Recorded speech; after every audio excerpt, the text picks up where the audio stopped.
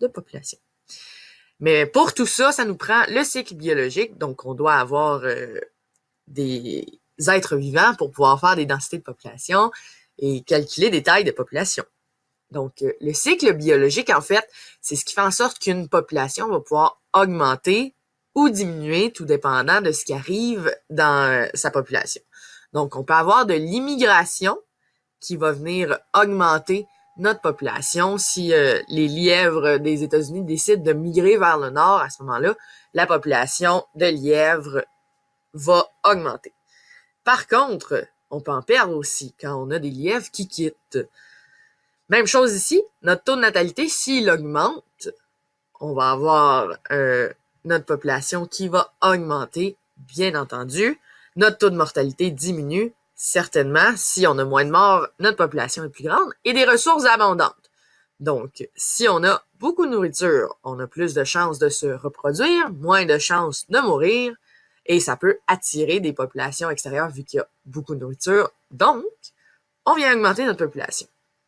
À l'effet contraire, s'il y a peu de ressources, les ressources sont rares, on a plus de chances de mourir de faim, on est plus en mode survie. Donc, on va essayer de se trouver de la nourriture à ce moment-là. Donc, on pense moins à se reproduire, le taux de natalité diminue et on peut quitter, migrer à ce moment-là pour essayer d'aller voir si ailleurs il y a les ressources pour pouvoir me nourrir. Donc, ici, on peut regarder, par exemple, lorsque on a la population de lièvres qui augmente, le lynx suit derrière tranquillement parce que le lynx se nourrit des lièvres. Donc, sa ressource devient abondante et il a plus de chances de se reproduire et moins de chances de mourir comme la ressource est plus abondante. Donc, c'est comme ça que ça marche, le cycle biologique. On monte et on descend tout le temps comme ça. La biodiversité, c'est une mesure pour voir si notre milieu est diversifié en tant que tel. Donc, si on retrouve plusieurs espèces, si on a une belle communauté à ce moment-là. On essaie de baser la mesure de la biodiversité sur deux facteurs. On a la richesse, qui est le nombre d'espèces différentes, et l'abondance relative. Donc ça, c'est le nombre d'individus de chaque espèce par rapport à l'ensemble. Donc, si on regarde le mont Offord, par exemple, contre un champ de blé d'Inde, l'endroit où est-ce que ça va être le plus diversifié, donc où est-ce qu'on va avoir la meilleure biodiversité, c'est le mont Offord, parce que vous avez une bonne richesse, donc on a des espèces différentes, et l'abondance relative qu'on va trouver là, c'est une espèce d'équilibre. Donc, on va avoir un certain nombre d'érables, par exemple, un certain nombre d'épinettes, un certain nombre d'animaux de toutes sortes d'espèces. Donc, on vient retrouver un équilibre.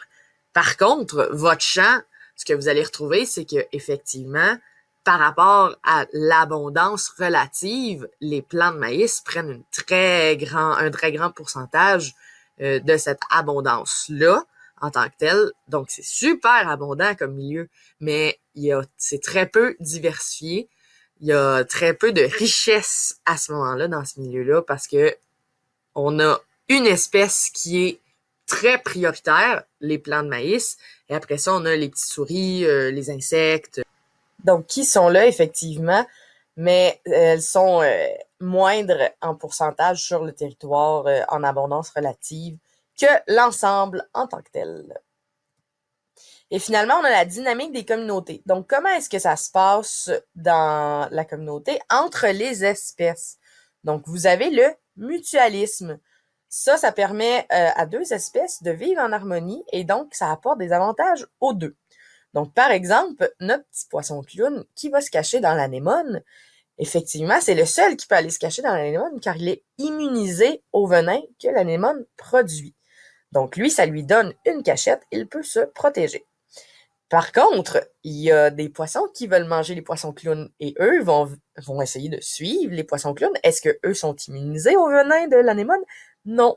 Alors, à ce moment-là, l'anémone, elle, peut se nourrir des poissons prédateurs, des poissons clowns. On a aussi la prédation. À ce moment-là, la prédation, c'est vraiment une espèce qui se nourrit d'une autre espèce. Donc, le prédateur se nourrit de la proie. On peut reprendre l'exemple du lièvre et du lynx dans la nature, où est-ce que le lynx va se nourrir du lièvre. On a le parasitisme. Ça, c'est lorsqu'une espèce dépend d'une autre espèce, sauf que ça vient nuire à l'espèce hôte. Par exemple, les orignaux et les tiques, ça peut être les chiens et les tiques, les chats et les tiques, les humains et les tiques.